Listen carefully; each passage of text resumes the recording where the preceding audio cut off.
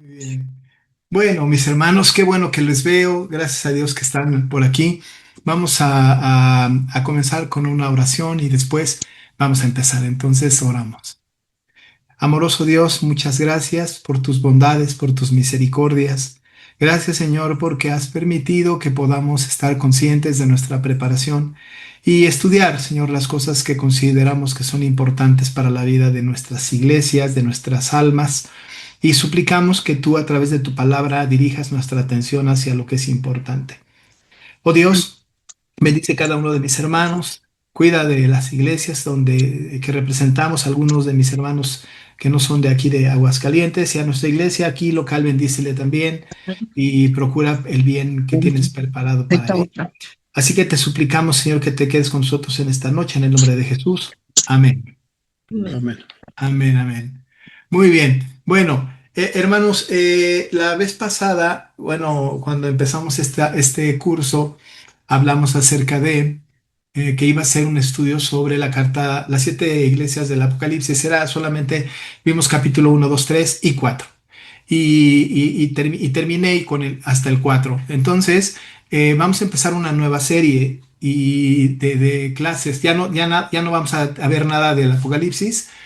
Lo vamos a dejar ahí ya, porque seguirlo era muy, muy, muy largo. Entonces vamos a parar y vamos a tener una clase también de varias sesiones, no demasiadas, pero las necesarias, de un tema que he estado yo en mi mente mucho tiempo. Incluso esta clase que vamos a empezar hoy es una clase que tiene que ver con encontrar las razones de por qué hacemos lo que hacemos, no solamente en nuestra vida cristiana. Para eso hay, digamos, sería otro tema, pero ¿por qué hacemos lo que hacemos durante un culto reformado, durante un culto este, público, dominical? Por supuesto que yo me voy a enfocar en las iglesias reformadas, en las iglesias que tenemos una herencia reformada. Hablaré de los principios fundamentales, tomando la Biblia como punto de referencia, que finalmente es la máxima autoridad. Vamos a ir construyendo. Si en el paso del tiempo, sobre todo los hermanos que no son de nuestra iglesia, perciben que hay cosas que yo digo y que sus iglesias practican o hacen, etcétera, solamente estoy dando los principios y por supuesto que podemos tener un intercambio de ideas, no debate, pero un intercambio de ideas para poder dilucidar las cosas que estamos aprendiendo. Así que entonces hoy vamos a tener a empezar con esta. Ahora sí, hoy voy a compartir algunas diapositivas este, porque creo que es necesario. Sí se ve, ¿verdad? Sí, Sí, perfecto. Muchas gracias. Muchas gracias. Déjenme aquí acomodar esto. A ver. Muy bien. ¿Es, es Bueno, posible que nos pueda enviar este archivo, pastor? ¿está qué, perdón? Archivo. Ah, sí, claro, por supuesto. Sí, sí, sí, desde luego. Ahorita que terminemos, con muchísimo gusto se los mando. Sí, claro. Muchas gracias.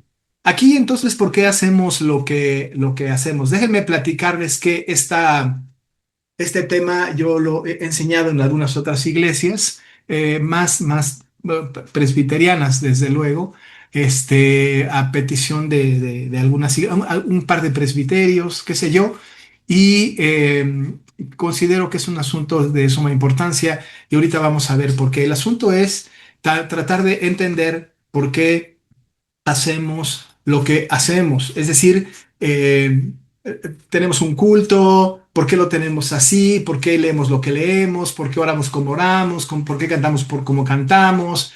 En fin, a mí me parece que es absolutamente necesario que podamos racionalizar lo más posible las cosas objetivas que hacemos, ¿no? Es decir, cuando hablamos de las cosas objetivas que hacemos, es lo visible, ¿no? Es lo que se ve, es lo que se oye. Acuérdense que lo objetivo, a diferencia de lo subjetivo, lo objetivo es todo aquello que podemos conocer por nuestros cinco sentidos, uno o varios, ¿no? Y en la iglesia ejercitamos nuestros sentidos, sin duda alguna, ¿no? Vemos el culto, oímos el culto, por supuesto, ¿no? Y convivimos, hay contacto, tenemos también un poco de contacto físico, nos saludamos, nos abrazamos, qué sé yo. Y entonces lo que quiero hacer es buscar una explicación de cada cosa. No voy a hacer una clase con términos teológicos muy profundos, no es una clase de eclesiología ni de culto y liturgia, no, sino es poner en el punto central la razón de por qué hacemos las cosas.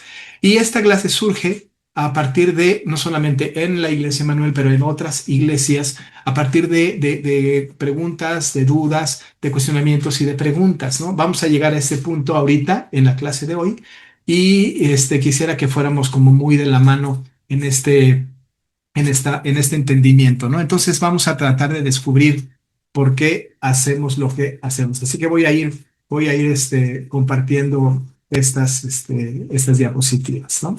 Muy bien. Cuando nosotros estamos reunidos como iglesia, surgen algunas preguntas, ¿no? Aquí están las preguntas que surgen. Primera pregunta, ¿qué debemos hacer cuando nos reunimos cada domingo en el culto público? ¿No? ¿Qué es lo que debemos hacer? ¿Cómo lo debemos hacer y por qué lo debemos hacer de esa manera? Y tiene sentido pensar en cómo debemos hacer las cosas en una reunión de adoración congregacional. ¿Nos proporciona la Biblia más libertad que eso?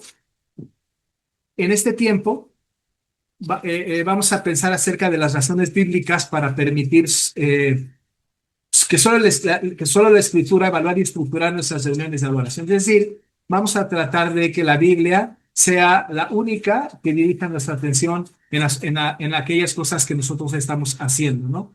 ¿Qué debemos hacer cuando nos reunimos cada domingo en el culto público? ¿Cómo lo debemos hacer? ¿Por qué lo hacemos así? Etcétera. Voy a dar algunos ejemplos de todo esto porque considero que es muy, muy importante y esto me va a llevar a la siguiente parte para encaminarnos hacia lo que yo quiero comunicarles, ¿no? Normalmente cuando llegamos a una iglesia, cuando llegamos a un culto de una iglesia, la que sea, ¿no? Encontramos una gran diversidad de maneras de adoración, de maneras litúrgicas, ¿no? Muchas, muchas maneras.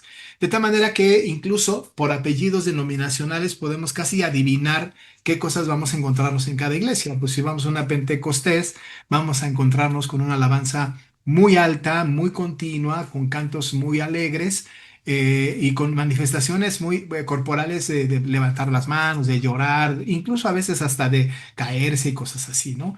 Este tipo de manifestaciones son manifestaciones que tienen apellido, ¿no? Son pentecosteses. Una aplicación corta, un fenómeno de esta naturaleza en donde se atiende o se busca atender más los gustos de la audiencia, ¿no? Es una característica mucho de la iglesia pentecostés, ¿no? No les critico, no les juzgo, pero lo pongo ahí para que podamos contemplar un poquito lo que estamos hablando. También cuando vamos a alguna iglesia bautista, depende de qué iglesia bautista, si muy liberal o muy conservadora, también encontramos rasgos importantes de la adoración, de lo que están haciendo, algunas cosas distintas, incluyendo los que organizan, los que participan en el culto, independientemente de sus formas de gobierno, que son congregacionalistas, ciertamente su forma litúrgica puede ser distinta. Es decir, yo puedo llegar a una iglesia bautista y darme cuenta casi de inmediato que estoy en una iglesia bautista por su liturgia, por su forma de adorar, por su forma de llevar el culto. Me puedo dar cuenta de una iglesia pentecostés, me puedo dar cuenta de una iglesia nazarena, puedo percibir una iglesia luterana o metodista y también, obviamente, ¿no? Yo en mi nicho, en mi trinchera, digamos, pues tengo perfectamente ubicada la iglesia presbiteriana y su liturgia. La mayoría de los que estamos aquí, si no es que todos, pertenecemos a la iglesia presbiteriana y hemos sido testigos de los cultos, distintos cultos. Otro fenómeno que aparece en este asunto tiene que ver con, depende de qué pastor esté pastoreando, porque llega un pastor y hay una manera litúrgica de la iglesia, llega otro pastor y hay otra manera litúrgica de la iglesia, y pareciera ser que los pastores determinan la manera en cómo se deben adorar, ¿no? Es algo muy interesante, ¿no? Los pastores determinan el camino, deciden las normas y la iglesia no le queda más que, digamos, adaptarse a lo que el pastor está haciendo. Si el pastor viene de un lugar en donde hay una adoración muy contemporánea a una iglesia muy conservadora, va a chocar sin duda alguna. Y al revés también, si una persona, un pastor de una iglesia conservadora va a una iglesia muy tradicional, muy contemporánea, perdón, por supuesto que no va a encajar. Esto nos convierte, pues, o resulta en una cosa de estudiar, de interesarnos, no en lo que dice un pastor o el otro, sino en lo que dice la escritura, ¿no? En lo que dice la Biblia. Me parece que la última palabra, bueno, no, la primera, la segunda, la tercera, la cuarta y la última palabra la tiene la Biblia y tenemos que venir y abrevar de la escritura para poder saber si lo que estamos haciendo es correcto y no depender de lo que un pastor o una denominación determine, ¿no? Es decir, tenemos que alinearnos a las escrituras. Sí, este es un asunto muy interesante. Ahora, ¿qué hay detrás de todo esto? ¿Qué hay detrás de todo esto? Y esto es lo que vamos a conversar ahorita, brevemente, ¿no? Entonces tenemos un problema en las iglesias y conste que cuando estoy hablando de las iglesias estoy hablando también de mi iglesia, de la iglesia de ustedes, de la iglesia de los que están aquí. La mayoría son de nuestra iglesia, ¿no? Porque casi estoy seguro y a mí me hubiera encantado que estuviera toda la iglesia en esta clase, la tendré que dar en algún momento a toda la iglesia, pero hay muchísimas preguntas dentro de la iglesia, ¿no? Muchas preguntas. Pareciera ser que lo que dice el pastor, lo que dice, lo que la dinámica de la vida cotidiana, ¿no? Nos dice y nos impulsa por este mundo progresista, este mundo que no busca a Dios, ¿no? Y que nos hemos sumado a esto. Estamos hablando de que hay una gran confusión en el concepto de la autonomía o la soberanía de la iglesia local, ¿no? La autonomía y la soberanía de la iglesia local. He escuchado, ¿no? Cuando se dice cosas como, en tu iglesia cómo lo hacen, ¿no? Y en la tuya cómo lo hacen, y en la tuya cómo lo hacen, y entonces hay una gran diversidad. ¿Por qué? Porque cada iglesia es autónoma, ¿no? Nos sentimos con esta autonomía y con la soberanía de la iglesia local. Nosotros decidimos cómo hacer las cosas porque estamos de acuerdo, pues, ¿no? Nos ponemos de acuerdo y estamos nosotros, somos autónomos, no dependemos de nadie, decidimos cómo hacer las cosas, ¿verdad? Decidimos cómo adorar al Señor. Y por ahí a lo mejor una iglesia presbiteriana dice, a nosotros nos encanta la danza y bueno, respeten mi soberanía local, respeten mi autonomía, es lo que decidimos nosotros, nos viene bien y ahí lo tenemos, ¿no? Y lo hacen. Algunos dicen, no, a mí me encantan los sketches en el culto, ¿verdad? Antes de que pase el pastor a predicar, que venga una pequeña dramatización y entonces este es lo que nos gusta, respeten nuestra autonomía, respeten nuestra soberanía, respeten nuestra manera. Y desde luego que la respetamos, sin duda alguna, ¿no? Pero bueno, ese es el lenguaje que se utiliza, ¿no? Hay diferentes manifestaciones, las vamos a platicar un poquito más adelante, de lo que puede suceder en un culto y cuestionarnos nos viene bien si esto es correcto. Pero tenemos un problema y el problema que tenemos tiene que ver con este concepto de la autonomía. Tenemos que recordar, ¿no? Que el término autonomía viene de una palabra griega que es auto, que todo el mundo conocemos, significa por sí mismo, ¿no? Cuando digo yo soy autosuficiente, ¿no? Yo me valgo por mí mismo, ¿no? ¿No? Autogestionante, yo me autogestiono, yo gestiono las cosas por mí mismo, ¿no? Ese es auto. Y la segunda palabra de autonomía, tiene la sílaba nomos. Nomos en griego es ley, ¿no? Es ley, ¿no? Así que entonces, auto por sí mismo y nomos, ¿no? Que significa ley o regla. Por lo tanto, ¿no? La palabra, ¿no? O la idea de esta palabra es como que me gobierno por mí mismo, ¿no? Tengo un gobierno propio, un gobierno propio. Yo me rijo por mí mismo, ¿no? Yo me rijo por mí mismo. Tiene riesgos. Ahora, por supuesto que nosotros sabemos en nuestro país, en diferentes países, tenemos instituciones autónomas, ¿no es cierto? Las universidades son autónomas. En teoría, el Poder Judicial tendría que ser autónomo, ¿no? Algunos hospitales autónomos, en fin, hay diferentes organizaciones que tienen este nombre de autónomo, ¿no? Y así se nombran, muy particularmente las universidades. Universidad Autónoma de Aguascalientes, Universidad Autónoma de México, ¿no? Y tiene su autonomía. ¿Eso qué significa? Significa que ponen sus propias reglas, establecen sus propios principios, certifican a quien quieren certificar y se manejan por sí mismos. Claro, están sujetos al gobierno, que hay algunas regulaciones que no pueden romper, pero ciertamente son autónomas. Cuando hablamos de autonomía, entonces estamos hablando de un autogobierno, de que yo me gobierno por mí mismo, a mí que no me digan nada, ¿no? Que no me digan nada. La antítesis de la autonomía es la perdón, anarquía, ¿no? Bueno, no es la antítesis, pero la anarquía va en contra, porque la anarquía es que cada quien haga lo que se le pegue la regalada gana y entonces se vuelven seres autónomos en sí mismos sin depender de otras organizaciones. Pero bueno, la autonomía es un problema para la iglesia local, ¿no? Es un problema. Porque las personas y las iglesias empiezan a tener sus propias maneras de hacer un culto y pocas veces vamos a la Biblia para saber exactamente si lo que estamos haciendo es correcto, si lo que estamos haciendo es lo que el Señor ha pedido que hagamos. Incluso no nos cuestionamos si lo que estamos haciendo el Señor lo está prohibiendo, ¿no? Entonces tenemos que ser como muy cuidadosos de nuestra propia autonomía, ¿no? Esto habría que tener mucho cuidado, ¿no? Sigo compartiendo. Sin embargo, ¿no? Surgen estas preguntas. ¿La Iglesia de Cristo es autónoma? ¿Se nos ha legado un sistema autónomo para hacer nuestros cultos? ¿La Iglesia de Cristo tiene autonomía? Es la misma pregunta número uno, ¿no? ¿Tenemos autonomía? ¿La Iglesia es autónoma? ¿Se gobierna por sí misma? Eh, no, no. Por supuesto que no. Miren, nosotros que somos presbiterianos somos confesionales. Nosotros tenemos la confesión de fe de Westminster, el catecismo mayor y menor, el catecismo de Heidelberg, la confesión belga, la confesión helvética, los cánones de Dort, la institución de la religión cristiana, los diferentes credos, ¿verdad? Y las confesiones distintas. Así que nosotros estamos cernidos y nuestra conducta está cernida a nuestros credos y confesiones.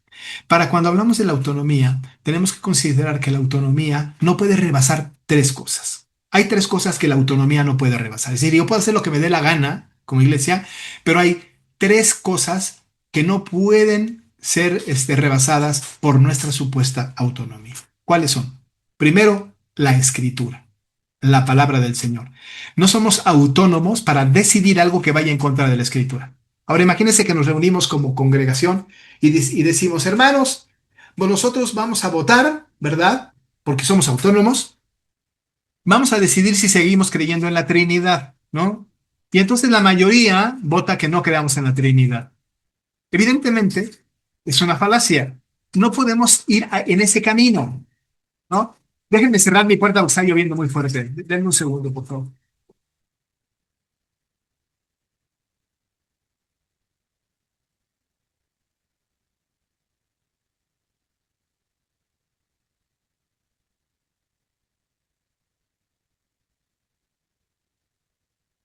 Ah, perdón, hermanos, es que aquí está lloviendo. No sé si en el resto de Aguascalientes está lloviendo fuerte, pero aquí sí, déjenme ponerme mis audífonos para evitar. Ahí está. ¿Me oye? Excelente. Ay, qué bueno. Sí, yo no he oído la lluvia. Ay, déjenme ver aquí qué está pasando. Ok.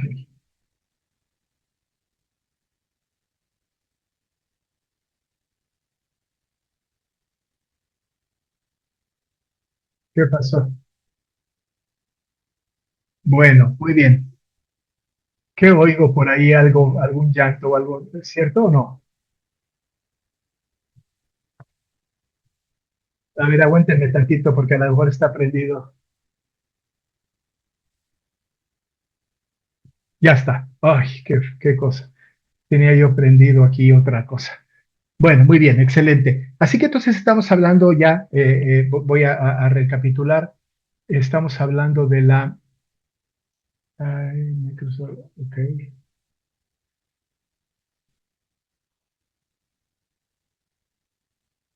excelente. No, estamos hablando acerca de ese asunto. No podemos nosotros entonces reunirnos y tomar una decisión que esté fuera de la palabra. No podemos. No podemos. El asunto es que no conocemos la Biblia. ¿Y saben cuántas cosas hacemos que la Biblia no ordena o que la Biblia prohíbe? Un montón. Hacemos un montón de cosas, ¿no? ¿Por qué?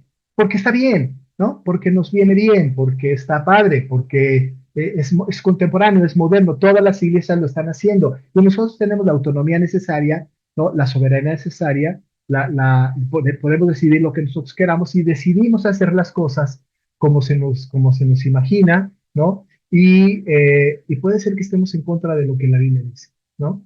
Eh, la iglesia de Cristo, hermanos, no es autónoma.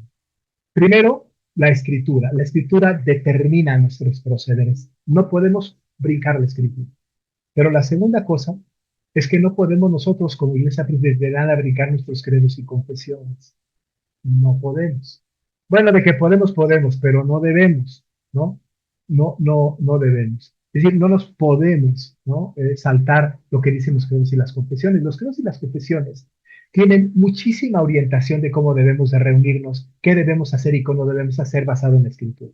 Así que la primera es la escritura, la segunda son las confesiones. La tercera, en el caso de la iglesia presbiteriana solamente, son nuestros libros de orden de culto y liturgia, que ahí establecen de alguna manera también algunas normas de conducta. No para el culto público necesariamente, el libro de orden y culto da algunas orientaciones, pero básicamente la Biblia y las confesiones, ¿no?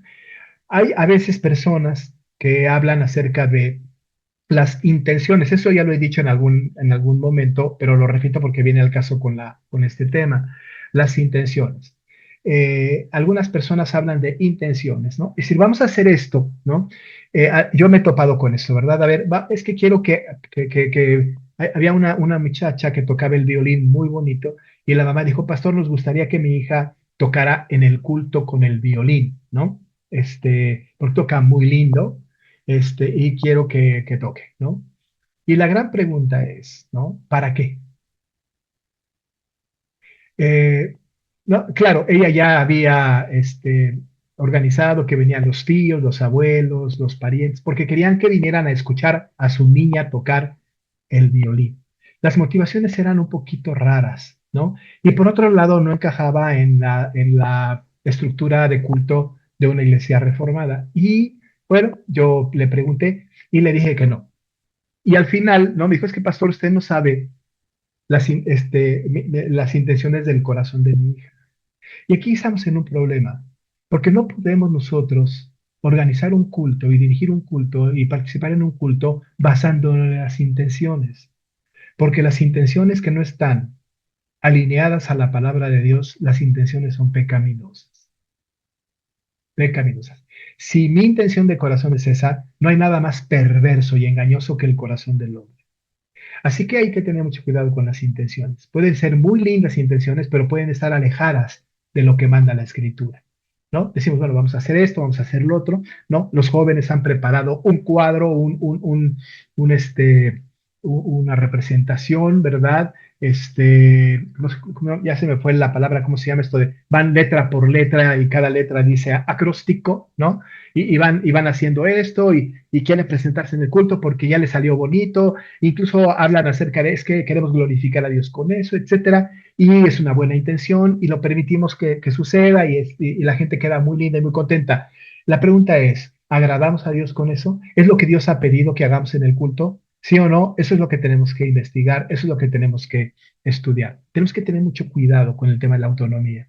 No, las iglesias no pueden hacer, ¿no? Lo que quieran en el culto, no lo pueden hacer.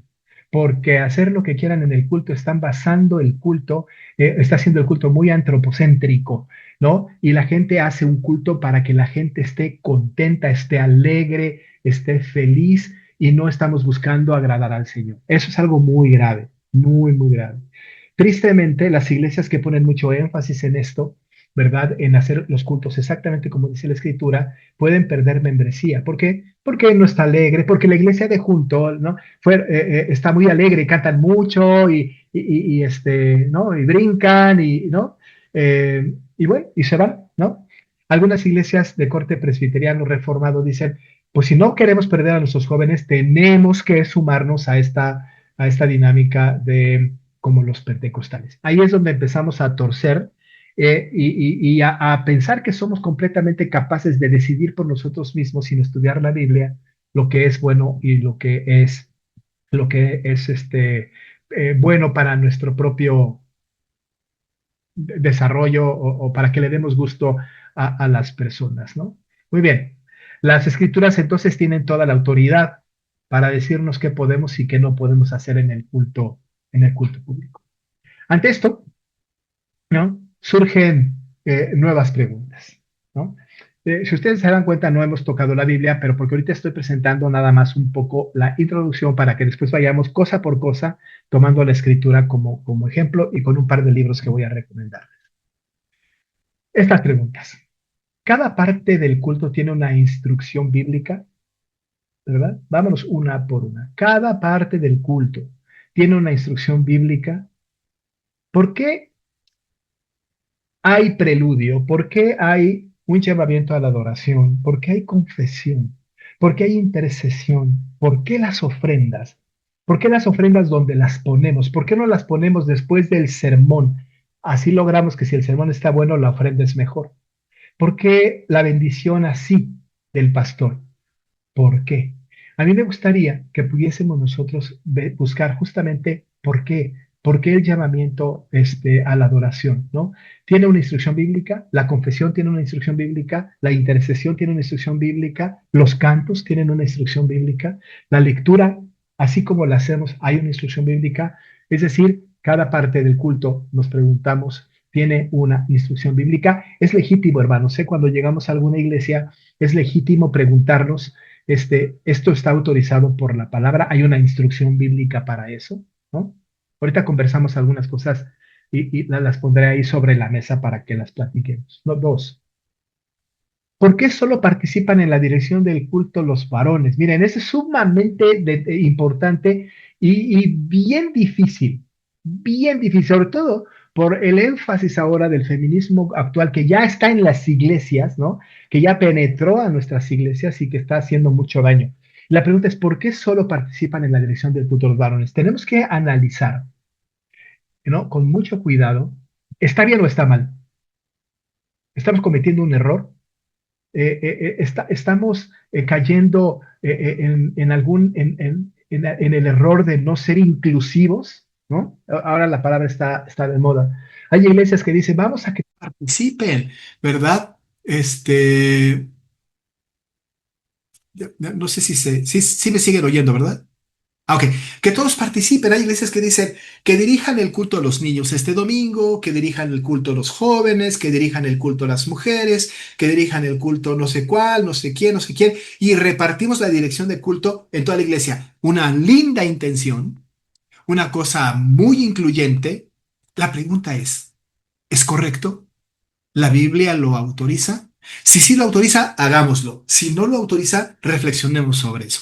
No estoy queriendo decir con esto que hay que quitar cosas que tenemos, pero sí por lo menos reflexionar si lo que estamos haciendo es correcto, ¿no? Si lo que estamos haciendo es correcto. En todas las iglesias donde yo he estado, en todas, he pedido, ¿no? Que las direcciones de los cultos sean exclusivamente de los hombres y muy particularmente los oficiales, ¿sí? Pero los hombres en general, ¿no? He recibido 1000 quejas. Mucha gente que me dice, no, pues usted no quiere a las mujeres, y usted las amo, hermanos, ¿no? A mi mujer la amo con locura y mi esposa es muchísimo mejor que yo, sabe más que yo. ¿Por qué no?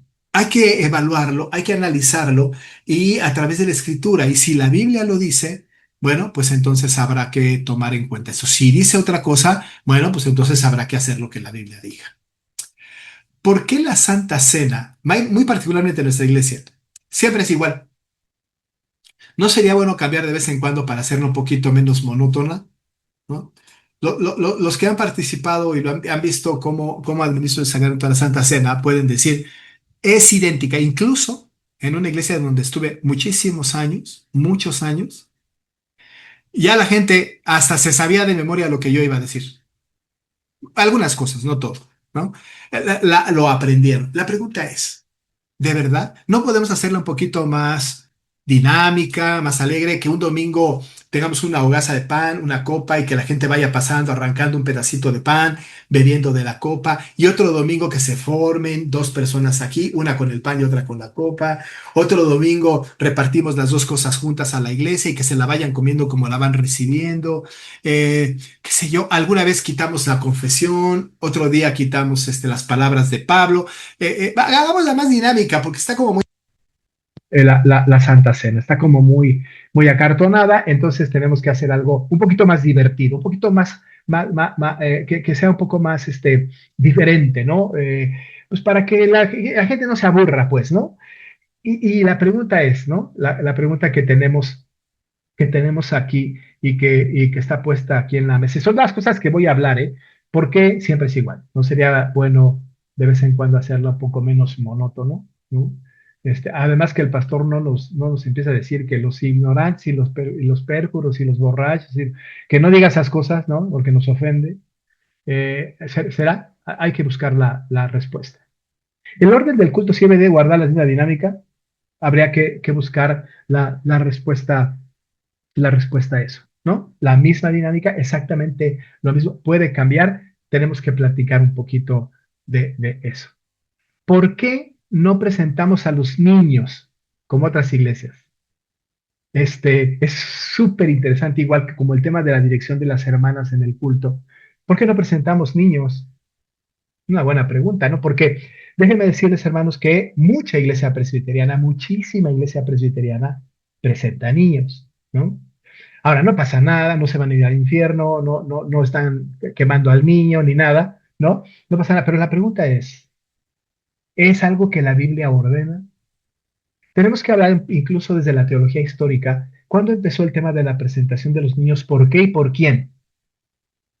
Y si esto es lo que la Biblia enseña, algunos toman, ¿no? El ejemplo de Ana que presentó a Samuel en el templo, otros toman, por ejemplo, a María que presentó a Jesús en el templo, ¿no es cierto? Y entonces toman esto como un patrón de culto y dicen, bueno, como esto sucedió, ¿verdad? Entonces tenemos que hacerlo cotidianamente, ¿no? Bueno, pues entonces que las hermanas antes de presentar a sus bebés se emborrachen, porque Ana llegó, ¿no? Y no estaba borracha, pues, pero Elí le dijo, pensando que estaba borracha, digiere tu vino. Es decir, tienen que fingir borrachera, ¿no? No hay patrones en la interpretación histórica de la Biblia a los cuales tengamos que adherirnos a rajatabla y decir, es que ya, como Ana lo hizo, como María lo hizo, tenemos que hacerlo todos nosotros, ¿no? Hay que tener mucho cuidado con esto. En la iglesia, no puedo decir presbiteriana en general, pero en Emanuel no presentamos a los niños, ¿no? Puede haber disgusto, ¿no es cierto? Puede haber un poco de incomodidad, ¿cómo es que no? Pues, ¿no? Yo le digo a la gente, adelanto un poco, spoiler, ¿no? Yo digo, no tienen que presentar a sus niños. Si quieren traerlos al altar, vengan a bautizarlos. ¿Para qué lo presentan? La orden es bautizarlos, no es presentarlos. Porque algunos papás vienen y presentan a los niños y ya no los bautizan porque ya los presentaron. Y dicen cosas como, cuando sea grande que decida. Eso no lo dice la fe reformada. Está lejos esto de la fe reformada. Así que esa es una pregunta que tenemos que contestar con la Biblia en la mano y que tenemos que ser muy cuidadosos y muy respetuosos, ¿verdad? De algunas iglesias. Yo conozco iglesias que lo hacen, los respeto, no digo nada, está bien que lo hagan. Sin embargo, valdría la pena cuestionar si lo que estoy haciendo está bien, está agradable a los ojos de Dios. Estoy seguro que nosotros estamos haciendo algo mal, seguro, ¿no? Pero entre más podamos acercarnos a la voluntad expresa del Señor, es muchísimo mejor, muchísimo mejor. ¿Por qué no reconocemos a los que cumplen años en el momento del culto? Este, por eso creo que es muy importante esta clase. Otra vez, ¿verdad? Así como el tema de las mujeres, los niños, los jóvenes dirigiendo un culto, así como la presentación de los niños, hay muchas iglesias que hay un momento que le llaman momento congregacional, digamos, ¿no? Después de los saludos, qué sé yo. Y entonces, al final de mes, el último domingo del mes, pasan a todos los que cumplieron años en el mes al frente, ¿no es cierto? Los pasan al frente. El Ministerio de Relaciones de la iglesia les tiene preparado un pequeño obsequio, ¿no es cierto? Este, y se le da un obsequio. Algunas iglesias le prestan el micrófono a cada uno para que diga, yo, gracias a Dios por mis años, y le dan una especie como de testimonio, ¿no? Y luego toda la iglesia les canta feliz, feliz cumpleaños, los abrazan y se sientan, ¿no? Eh, Hay muchas iglesias que lo hacen, muchas, muchísimas, yo diría, ¿no? ¿Por qué nosotros no? Y cuando hablo de nosotros, hermanos, estoy hablando de Manuel aquí particularmente. ¿Por qué no? ¿Hay alguna razón? ¿O solamente es capricho del pastor? ¿Hay alguna razón por qué no se hace? Sí la hay, muy poderosa, muy bíblica, muy bíblica. Me parece que es sumamente importante hablar de estas cosas para no caer pues es que así se ha hecho siempre. Entonces, si lo cuestionamos, nos vamos a meter en un problema. Mejor que sigamos haciéndolo así. No, no, no, no. La idea es presentar evidencias bíblicas de lo que hacemos y por qué lo hacemos, ¿no? Ay, ya se me fue mi imagen. Acá está. Perfecto. Siguiente. Ah, perdón, de repente, aguántenme un poquito. Acá está. Y esta otra pregunta. ¿Por qué no reconocemos el bautismo católico? ¿Por qué no viene alguien, alguna hermana, algún hermano y nos dice, creen en Cristo, vienen a la iglesia y les pido que se bauticen y me dicen, no, no me voy a bautizar porque yo me bauticé en la iglesia católica de pequeño? Y el bautismo mío sirve. No me tengo que bautizar otra vez. Y la pregunta es, ¿por qué no bautizamos? ¿Por qué no permitimos o no reconocemos el bautismo de la iglesia católica? ¿No? ¿Y por qué si permitimos el bautismo del pentecostal, del nazareno, del metodista, del bautista y del romano no? Del católico romano no. Bueno, pues me parece que hay respuestas sumamente importantes, ¿no? Respuestas muy serias, muy importantes que tenemos que tener mucho cuidado para irlas evaluando, ¿no? Insisto, ¿no? No estoy pensando en que cambien de opinión, ojalá, pero no quiero ser eh, crítico, ¿no? Per se de alguien o algunas iglesias que hagan esto. No lo quiero hacer, ¿no? Que lo sigan haciendo, no les criticaré. Lo que estoy tratando de hacer es dar una explicación bíblica de por qué hacemos lo que hacemos. A partir de ahí, cada uno de nosotros, que igual y nuestra voz no pesa demasiado, pero, ¿no? Entender que lo que se está haciendo es exactamente lo que Dios está pidiendo que se haga. La próxima semana, si Dios permite, vamos a hablar del principio regulador de adoración cristiana y del principio normativo de adoración cristiana, nada más para poderlo poner en balanza y poder dirigirnos, ¿verdad?, hacia lo que pensamos que es lo correcto. Insisto, eh, déjenme dejar de... Ah, ya dejé de compartir, ¿verdad? ¿Está compartido o no, verdad? Ya, qué bueno. Es que no sé por qué me da. Y lo único, entonces, insisto, es tratar de entender lo que estamos haciendo, ¿no? Estoy hablando de la iglesia presbiteriana en general, ¿no? Y creo que de la iglesia en general, de cualquier denominación, porque saliendo de la Biblia, me parece que es norma para toda la fe cristiana, ¿no? Y que cada quien, considere y haga lo que quiera. Las mega iglesias, muchas mega iglesias, son más show que culto. Y quizá tengamos que analizar y evaluar. ¿Están haciendo lo que Dios quiere que hagan o están centrándose en sí mismos para tener el crecimiento que tanto desean? Hay iglesias que tienen tantos ministerios que cuando entra gente nueva, los disipulan en los ministerios, no en la palabra. Y les enseñan cuál es el ministerio, qué hace, que si te pueden, no sé cuánto, cuántos hay, no sé qué, que lo que puedes hacer, lo que no puedes hacer, pero de la Biblia nada. Cuidado con eso. mucho cuidado. Lo que quiero entonces es que nosotros razonemos por qué hacemos lo que hacemos. Muy bien, pues vamos a dejar aquí, pero quisiera que abrir un poquito la posibilidad de comentarios y de preguntas. Esta clase puede ser un poco más interactiva por la experiencia de nosotros, que hemos tenido de cultos, ¿no? Y bueno, y a lo mejor sale otra pregunta, ¿verdad? Que podamos añadir, ¿por qué esto? ¿Por qué el otro? ¿Por qué se hace aquello? ¿Por qué se hace lo demás allá? Y a lo mejor podemos dar respuesta, ¿no? Entonces, ¿hay algún comentario o pregunta, hermanos?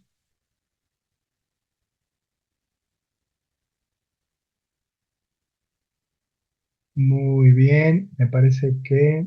Hermano Jorge, Sí, hermano. Bueno, solamente un comentario que me parece muy importante. Escuché, no, bueno, no lo escuché, lo leí, nomás que no recuerdo en dónde lo leí,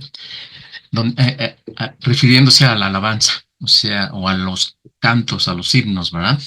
Y dicen que música carnal trae hombres carnales y música espiritual trae hombres espirituales. Entonces creo que debe estar centrado a Dios. Obviamente hay una razón bíblica, ¿no? Pero en el mundo evangélico, sobre todo reformado, se comenta, se hacen ese tipo de aseveraciones, ¿verdad? Que poner sí, música carnal va a traer carnalidad y poner música espiritual, pues va a traer espiritualidad. sí, sí, sí, sí. Esos son buenos principios. Hay que buscar que la Biblia hable por sí misma. ¿Algún comentario más? ¿No? Bueno, miren, les voy a compartir esto que con muchísimo gusto se los voy a pasar. Espero que se vea. Eh, es este material que yo tengo que se llama ¿Por qué hacemos lo que hacemos en el culto público? Es un texto tomado y adaptado de la Iglesia Deliberante de Mark Dever y de Paul Alexander, de esta editorial. Yo la pude como resumir y hice este material, ¿no? Entendiendo el principio regulador. Es un material muy bueno que el Señor me permitió resumir, ¿no? Aplicando el principio regulador. Habla de pues nada más, básicamente. Está muy cortito. Y habla de la importancia de la adoración. Déjenme ver dónde está eso que les quiero enseñar. Bueno, no lo tengo acá. Ok, aquí está. Que en el culto lo que debe de ser común es leer la palabra, predicar la palabra, orar la palabra, cantar la palabra y ver la palabra en las órdenes. Así que eso es lo que vamos a hacer. Si el que quiera, con muchísimo gusto se lo comparto este material, ¿no? Es un poquito sobre lo que estaré más o menos basándome, ¿no? Si alguien lo quiere, con muchísimo gusto se lo comparte, ¿no? Muy bien, pues vamos a terminar. Sí, hermano Saúl, ¿iba a decir algo? Ah, o que quiere el material. No, que la hermana Marta está levantando la mano. Ay, perdón, ¿dónde está? ¿Dónde está? Ay, hermana Leti, que Que nos quiere lo el comparta, material. hermano. Pues, bien. Lo comparto con mucho gusto. Ok, muy bien, Gracias. muy bien. Hermano, también me gustaría hacer un comentario que me parece también muy importante, viendo aquí la centralidad de la palabra. En el culto reformado, el púlpito siempre está en el centro, ¿verdad? A diferencia de otras iglesias. En el centro. Es claro, En el centro. y en algunas ocasiones, hermano, se ha hecho a un lado el púlpito, sea por alguna situación, pues no sé, alguna ceremonia, no sé de qué tipo, ¿no, hermano? Porque va a participar el coro, porque va a haber una presentación de los niños o de los jóvenes, o Ajá. alguna obra, no sé, bíblica, y mueven y mueven el púlpito y el predicador está a un lado predicando la palabra.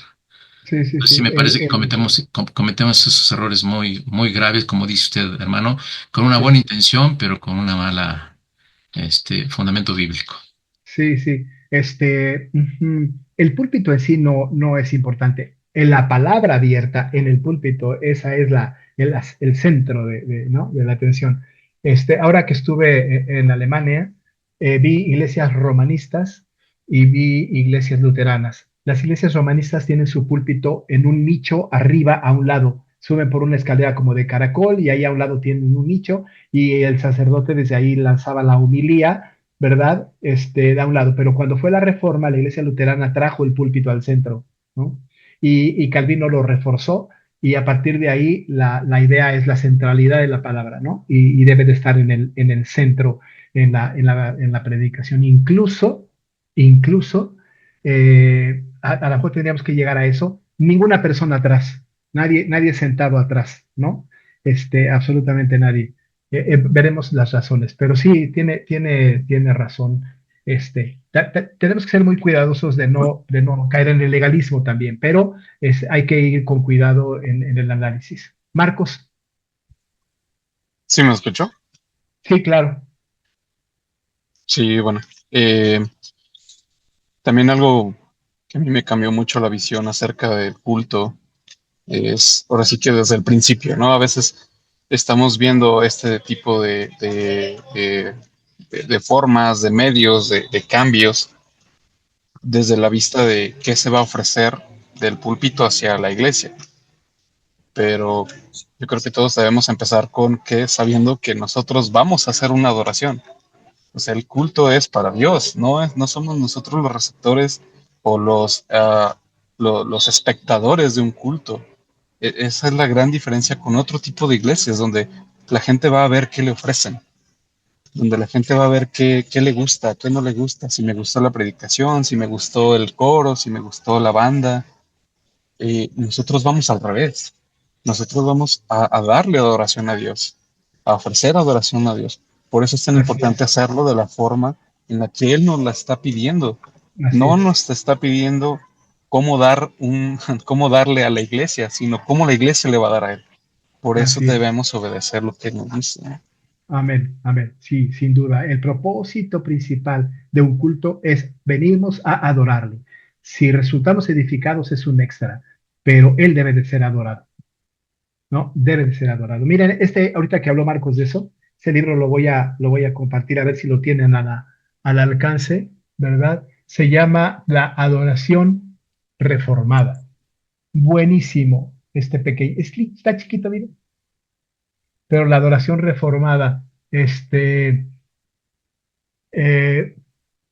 sé si esté aquí. Lo compré en Estados Unidos, pero igual y si lo encontramos, ¿eh? La adoración reformada. Le voy a sacar una foto y la voy a poner en el grupo para que lo vean, ¿no? Está bueno, muy, muy, muy, muy bueno, muy bueno. Muy bien. Bueno, pues vamos a embarcarnos en esta aventura. Sí, hermano Richard. Pastor, yo creo que sí hace falta mucha educación en cuanto a la liturgia dentro de las iglesias. Algo que aquí se está dando mucho es que ahora ya los miembros ya no llevan sus Biblias. Ya todo lo hacen a través del celular. A mí me ha tocado que bueno, aquí nuestra iglesia tiene la parte de abajo y la parte de arriba. Me ha tocado estar en la parte de arriba, pero no están dentro del culto. Aprovechan para poder chatear, para poder ver algunas otras cosas. Entonces, hace falta dentro de nuestras iglesias esta educación litúrgica. Claro. Sí, sí, sí. Sí, sí. Si la Biblia es la espada, pues esto es la espada láser, ¿no? Porque ya nos habituamos al teléfono y la Biblia, el himnario, el orden de culto, todo, ¿no? Yo creo que hay iglesias que no creo que estén mal cuando tienen cosas ahí, por ejemplo, el orden de culto. Ya para evitar el tema del papel y de la cobre papel, hacen QRs y se copia el QR y se ve el orden de culto en el celular. El problema no es el uso del celular, sino el mal uso de la gente que se distrae, que empieza a no poner atención, etcétera, ¿no? Sí, claro, ese es un mal terrible. Algo que a mí no me gusta, que me cuesta mucho trabajo combatirlo, es que los directores de culto dirijan con celular, ¿no? Ahorita nosotros a mí no me gusta incluso, ahorita yo estoy usando mi tableta para predicar, porque en el patio donde estamos hay mucho viento y mi Biblia, no la puedo, mis hojas de mi sermón se me vuelan, ¿no? Entonces decidí llevar mi tableta eventualmente, ya cuando estemos en el templo, otra vez la Biblia, ¿no? De papel. Pero son cosas, son detalles, ¿no? A lo mejor esas cosas tenemos que tomarlas con mucho cuidado, pero hay cosas más de fondo que tenemos que conversar. Muy bien, pues si les viene bien, terminamos orando, hermanos, y bueno, espero que el domingo que entra, los que tienen culto en la tarde, vayan y no se queden a ver el fútbol, porque creo que juega México contra Inglaterra en octavos de final, así que Vamos a una iglesia anglicana. ok, me parece muy bien. Bueno, pues vamos a orar, hermanos, vamos a orar. Padre, te damos muchas gracias porque nos permites empezar este curso. Te rogamos, Señor, que no tengamos una mente crítica, sino que podamos entender qué es lo que quieres de nosotros, cómo debemos adorarte, cuál es la mejor forma. Seguro erraremos, seguro haremos algo que no sea agradable a ti, Señor, pero tú eres fiel y tú ves también nuestro corazón que está inclinado a obedecerte. Así que dirígenos en esto, Señor, que podamos entender por qué hacemos lo que hacemos. Cuida de mis hermanos, está con ellos, que tengan un buen descanso, que puedan dormir, Señor, de tal manera que mañana amanezcan para seguir glorificándote. En el nombre de Jesús, amén. Amén. Muchas gracias, mis hermanos. Que Dios me los bendiga.